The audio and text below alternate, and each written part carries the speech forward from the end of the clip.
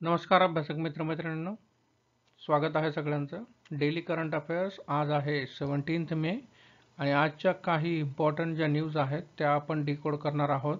Mission राज्यसेवा 2025 नुसार descriptive आणि MCQ फॉर्मॅटमध्ये. चला तर मग पहिला प्रश्न बघूयात. Which continents did Sahul connects in ancient times?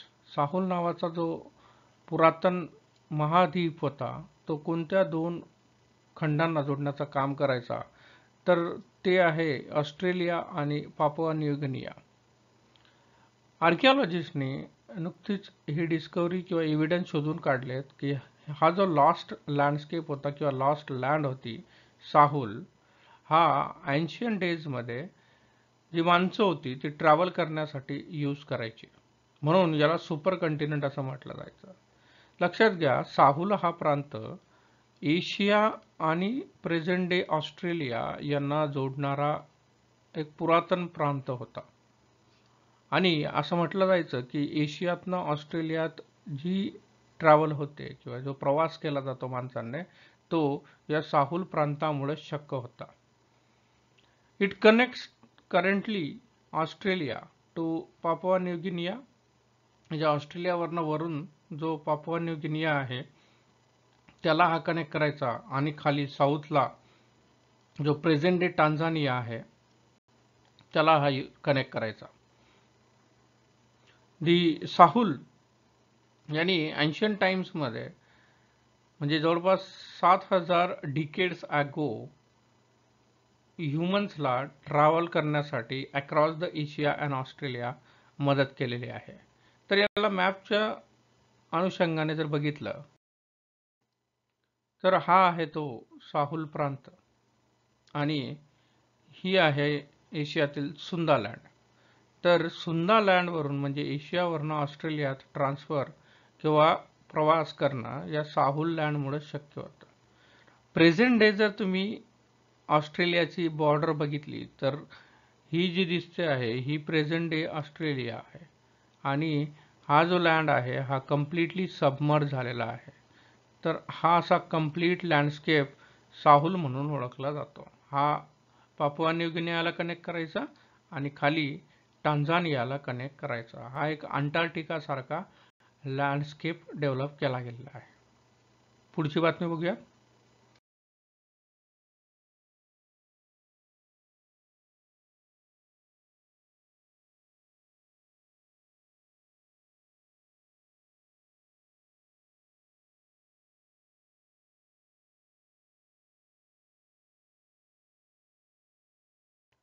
नुकताच गव्हर्नमेंट ऑफ इंडियाने एक लॉंग टर्म 10 वर्षासाठीचा ॲग्रीमेंट इराण गव्हर्नमेंट बरोबर डेव्हलप केलेला आहे आणि ते आहे चाबाहार पोर्टच्या मॅनेजमेंटबद्दल. चाबाहार पोर्ट इंडियासाठी खूप जास्त सिग्निफिकंट आहे आणि याची जी डेव्हलपमेंट आहे ती जवळपास 2016 पासून चालू होती. फायनली इंडियाला first time management of any overseas port as a Chabahar port हे राईट्स मिळालेले आहेत. आणि याचं जे रिपरकशन आहे की नुकतीच न्यूज अशी आहे की US ने इंडियाला थ्रेटन केलेलं आहे किंवा चेतावणी दिलेली आहे की तुमच्यावर सँक्शन, इकॉनॉमिक सँक्शन लावले जातील. म्हणून हा चाबाहार पोर्ट जो आहे तो खूप महत्त्वाचा बनतो. हा नेमका आहे कुठं, तर चाबाहार पोर्ट जो आहे तो आहे इराणच्या सिस्तान बलुचिस्तान एरियामध्ये किंवा प्रोव्हिन्समध्ये, प्रांतातील. इराणच्या सिस्तान बलुचिस्तान प्रांतात हा चाबाहार पोर्ट स्थित आहे. याचं स्ट्रॅटेजिक लोकेशन जर बघितलं तर हा गल्फ ऑफ ओमानमध्ये किंवा त्याच्या माउथवर स्ट्रेट ऑफ हॉर्म्यूज, सगळ्यात महत्त्वाची जी स्ट्रेट आहे इथं, स्ट्रेट ऑफ हॉर्म्यूज याच्या माउथवर किंवा याच्या सपोर्टला येते. गल्फ ऑफ ओमान, जसं की आपल्याला माहिती आहे की गल्फ ऑफ ओमान सगळ्यात जास्त ट्रान्सपोर्टसाठी किंवा सी ट्रान्सपोर्टसाठी नॅचरल गॅसेस, नॅचरल ऑइल यांच्या, फॉसिल फ्युएल यांच्या ट्रान्सपोर्टसाठी गल्फ ऑफ ओमान फेमस आहे. म्हणून एखादा असा पोर्ट सपोर्टला असणं म्हणजे चाबाहार पोर्ट हे इंडियाच्या स्ट्रॅटेजिक लोकेशनसाठी खूप महत्त्वाचं आहे. पण याचं लोकेशन फक्त तेवढंच नाही आहे. It is the only Iranian port that have direct access to Indian Ocean. याची जॉग्राफिकल प्रॉक्झिमिटी जर बघितली तर अफगाणिस्तान, पाकिस्तान आणि इंडिया, तुम्ही बघू शकता इथं आहे इराण, इथं आहे अफगाणिस्तान आणि हा आहे पाकिस्तान आणि हा आहे इंडिया. तर पाकिस्तानला बायपास करून अफगाणिस्तानचा ॲक्सेस जर देता येत असेल तर हे सगळ्यात मोठं चाबहारचं काम आहे. आणि थ्रू अफगाणिस्तान इंडिया सेंट्रल एशियात सुद्धा एंट्री करू शकतो. म्हणून चाबहार पोर्ट खूप महत्त्वाचा आहे. तसेच चाबहार पोर्ट एक की ट्रान्झिट आहे. कसलं?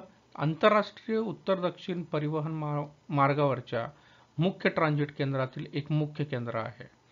International north south transport corridor जो आहे हा मल्टी मोडल ट्रान्सपोर्टेशन म्हणजे रेल, रोड, शिप्स किंवा ओशियन वेज यांचं लिंकिंग आहे.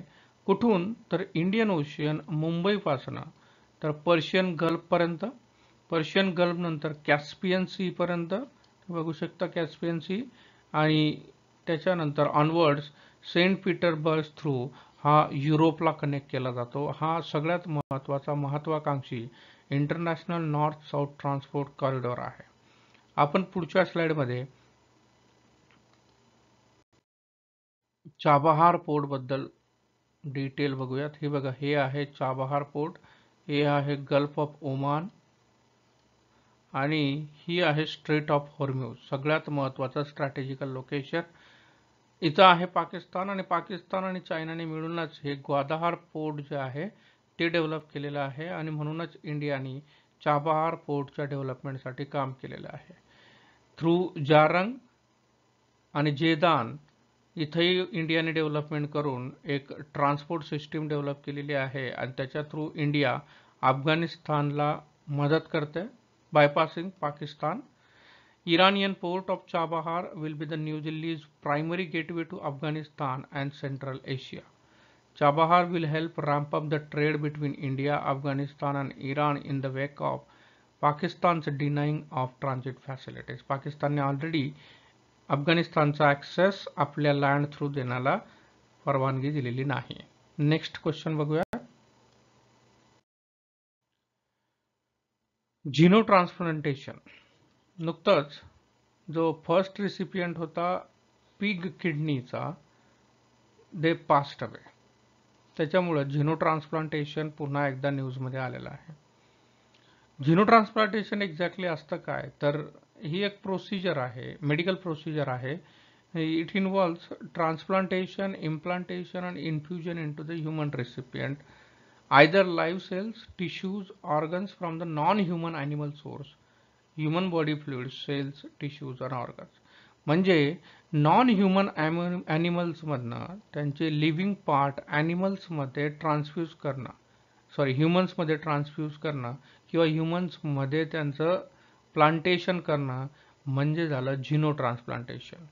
झिनो transplantation involving the heart was first tried in humans in 1980s. 1980ला पहिल्यांदा प्रयत्न केला गेला होता. Animal organ selected has to undergo genetic modification, कारण जीन्स दोघांचे वेगळे असतात, म्हणजे जो डोनर आहे आणि जो ॲक्सेप्टर आहे त्यांचं. त्याच्यामुळं जे ॲक्सेप्टन्स आहे ते वाढवण्यासाठी जोही पार्ट ट्रान्सप्लांट केला जाणार असेल, ती स्किन असू देत किंवा किडनी असू देत किंवा हार्ट असू देत, त्याला जेनेटिकली मॉडिफाय करून त्या ॲक्सेप्टरच्या जीन्सशी मॅच करण्यासाठी त्याला मॉडिफिकेशन केलं जातं. पिग का यूज केला जातो मेजरली? तर पिगचं जे अनाटॉमिकल आणि फिजिओलॉजिकल पॅरामीटर्स आहेत ते ह्युमन्सला ऑलमोस्ट सेम आहेत. त्याच्यामुळं मॉडिफिकेशन करताना जास्त त्रास होत नाही.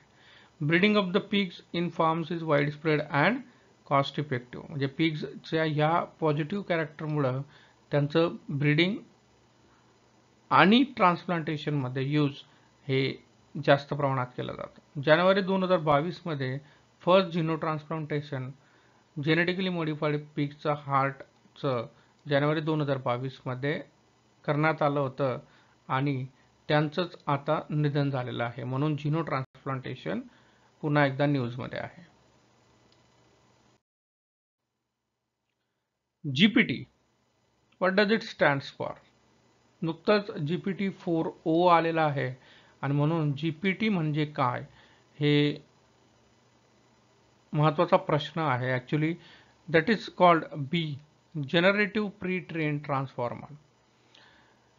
नुकताच GPT-4o advance version of GPT chat GPT introduce केलं गेलेलं आहे. तर OpenAI introduce its latest large language module that is LLM called GPT-4o. O stands for, जसं GPT आहे generative pre train transformer, O stands for omni, billing it as their fastest and most powerful AI model. Fast आहे आणि मोर powerful आहे कारण हा multiple वेजने information घेऊ शकतो, टेक्स्टने घेऊ शकतो, ऑडिओने घेऊ शकतो, व्हिडिओने घेऊ शकतो. म्हणून हा fastest and more simple, like you can see speed आणि इफिशियन्सीमध्ये PT किंवा GPT-4o हा एक्सेल करतोय. It allows the users to input any combination of text, audio, image, receive response in the same format, making it multimodal AI model. तुम्ही टेक्स्टमध्येही information देऊ शकता, audio, image आणि कुठल्याही फॉर्मॅटमध्ये इन्फॉर्मेशन घेऊ सुद्धा शकता. GPT-4o जो ओरिजिनल आहे त्याच्यापेक्षा डिफर करतो कारण हा single model to handle the text, vision, audio task, eliminating the need for multiple model. एकच मॉडेल तुम्ही मल्टिपल फॉर्मॅटमध्ये यूज करणाऱ्या इन्फॉर्मेशनसाठी यूज करता येतं. तर हा आहे GPT-4o. Next question, Hague convention सध्या न्यूजमध्ये आहे. तर हेग कन्व्हेन्शन कशाशी रिलेटेड आहे? हेग कन्व्हेन्शन जे आहे ते आहे protecting cultural property during the times of arm conflict. हे युनेस्कोचं